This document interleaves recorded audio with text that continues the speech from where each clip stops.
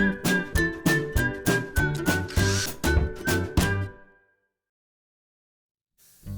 it's Steve. Today we'd like to show you how to change the capacitor on your top load washer. It's a really easy repair. Let me show you how we do it. Now, to do this repair, we will need to lay the washer on its back.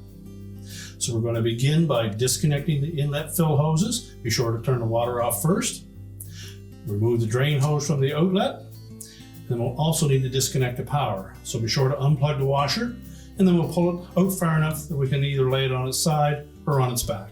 Now, with the washer safely on its back, we have access to the mounting bracket for that capacitor. We're going to go ahead and take this shield off of the belt just to give a better view.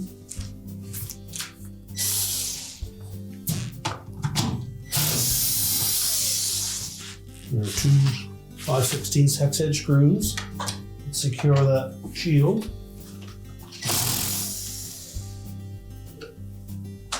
And there's a separate 5/16 screw through the mounting tab for the capacitor. We need to remove that as well. We'll next need to disconnect the harness. Simply depress the locking tab and pull that off. Line it up on the new capacitor. Make sure the locking tab engages. We'll rotate that up into position.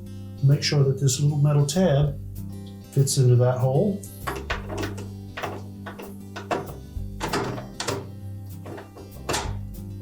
And then secure it with the screw.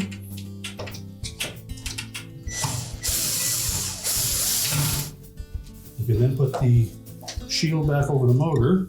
And again, there are two locating pins on that shield that will fit into appropriate holes.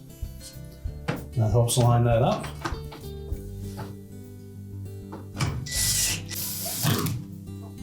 Now we're ready to stand the washer back up and prepare to put it back in place. We're now ready to push the washer back into place. We'll reconnect our fill hoses, turn on the water and check for leaks, reconnect the drain hose, reconnect the power, and your repair is complete.